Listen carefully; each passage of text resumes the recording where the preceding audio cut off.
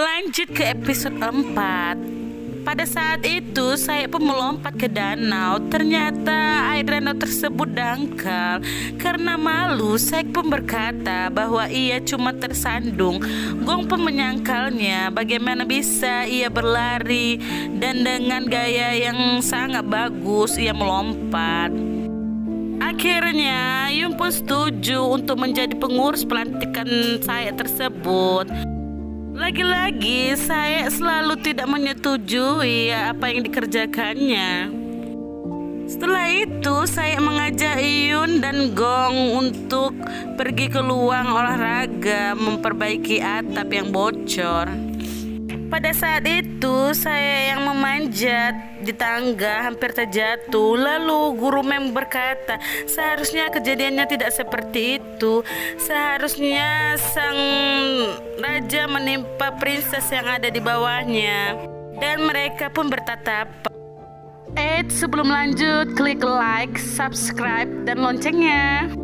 Yun pun berkata itu hanyalah drama karena kenyataannya princess akan patah tulang. Saya pun berkata ia tidak akan pernah jatuh karena kakinya sangat kuat. Kemudian siswa pun datang, lalu siswa tersebut melemparkan bola hingga mengenai tangga.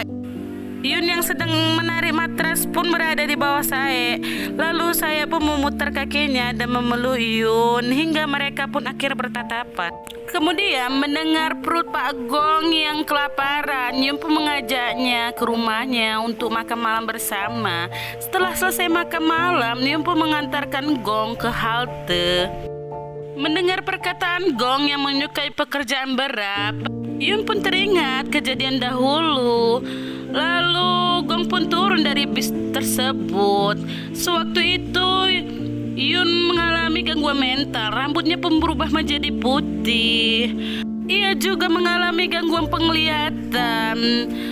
Setelah itu Yun pun dirujuk ke psikiater. Saat itu Yun menceritakan dirinya yang sangat terganggu karena membela temannya yang terkena pelecehan, tetapi temannya mengkhianatinya dan akhirnya ia digugat balik oleh CEO tersebut.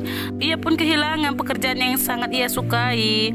Tak lama kemudian orang tuanya pun mati karena kecelakaan, dan ayahnya dituduh telah menggelapkan uang kakeknya sehingga semua orang tahu di media. Kemudian ia pun berniat untuk membunuh diri di atas loteng. Di sana ada Gong yang sangat menyukai renang, tetapi karena cedera ia tidak bisa lagi menjadi perenang. Karena itu mereka pun sama-sama ingin bunuh diri. Melihat Yun, Gong pun memanggilnya sebagai nenek karena rambutnya yang putih. Terus Yun pun marah. Lalu mereka pun ingin meloncat bersama setelah mereka bercerita dulu di atas loteng. Setelah minum, Gong pun pingsan. Setelah itu Yun pun tidak teringat kejadian selanjutnya. Di sini Gong berkata bahwa Yun lah yang telah menariknya, tetapi ia tidak merasa pernah menarik Gong karena pada saat itu pikirannya sedang terganggu.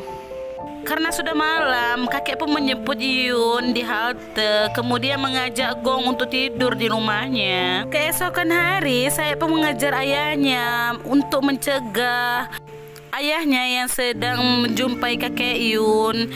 Ayahnya ingin mempermalukan kakek Yun di depan warga bahwa ia telah kehilangan kedudukannya. Sesampainya di sekolah, saya pun tidak menemukan kakek Yun. Ternyata ayahnya dan kakek Yun berada di mobil. Kakek Yun pun akhirnya menyetujui untuk hadir pada acara penobatan tersebut karena dia diancam jika ia tidak hadir pada acara tersebut, maka rumah sekolah akan dihancurkan. Kemudian saya pun akhirnya ke rumah kakeknya Yun. Di sana ia bertemu dengan Pak Gong. Ia pun merasa sangat cemburu dan menanyakan kenapa Pak Gong bisa ada di rumah Yun. Lalu Yun pun menjelaskan bahwa Pak Gong ketinggalan bus. Lalu saya pun berkata kenapa ia tidak pulang menggunakan taksi. Terus akhirnya kakek pun sampai di rumah. Lalu saya pun berbicara berdua dengan kakek. Terus Yun yang mengetahui bahwa kakek ingin menghadiri acara pelantikan tersebut pun melarangnya. Keesokan hari, saya pun memindahkan peralatan dan semua acara ke lapangan olahraga. Menyadari ada hal yang tidak beres, ia pun bergegas pulang ke rumah. Ia melihat kakeknya tidak ada di rumah. Ternyata kakeknya menghadiri acara pelantikan tersebut. Saat seluruh warga yang telah diundang oleh ayahnya saya datang, saya pun mengirimkan mereka menaiki bus dan pergi tur berjalan-jalan melihat bunga. Sedangkan Yun hanya bisa bingung. Sedangkan ayahnya saya sangat senang karena ia akan melaksanakan balas dendamnya. Ayah saya pun sangat marah karena melihat kursi yang kosong. Tak hanya itu, saya juga mengundang para wartawan yang menyatakan ayahnya adalah orang yang baik yang membantu keuangan sekolah, agar ayahnya juga tidak bisa mengusik kedudukannya dan mengganggu sekolah. Acara pun berjalan sangat kacau. Saat saya telah mengatur semuanya, ayahnya pun ingin memberikan kata sambutan di penghujung acara. Akan tetapi seluruh siswa berkata mereka sudah capek dan kaki mereka sedang sakit. Lalu acara pelantikan pun ditutup dan diakhiri. Setelah itu mereka pun merayakan keberhasilan mereka dengan minum bersama. Terus Yun pun menyuruh Gong untuk tinggal bersamanya di perumahan sekolah karena rumahnya yang sangat jauh berada di Seoul. Keesokan pagi ayahnya saya sangat marah kepadanya sehingga ia menyuruh ibu untuk mengganti PIN kode rumahnya. Akan tetapi saya telah mengangkat semua barangnya dan pindah pergi tinggal di rumah Yun. Ternyata semalam saya mendengar bahwa Yun mengajak Gong untuk tinggal di rumahnya. Ia berkata rumahnya sangat jauh dan ini sangat baik untuk dirinya. Kemudian saya pun teringat pada masa lalu. Rupanya ia mengetahui saat Yun kehilangan pekerjaan dan orang tuanya, pun terus datang ke rumah sakit menjenguknya. Setelah itu ia pun tiba-tiba terluka. Ia terus menjumpai Yun. Pada saat itu ia tidak melihat Yun di kamarnya. Ia pun menunggu sampai pun tiba. Lalu ia pun mencarinya. Dari bawah ia melihat ke atas atap. Ternyata Yun berada di atas atap. Ia pun bergegas ke sana. Saya pun menarik Yun dan Gong yang ingin bunuh diri.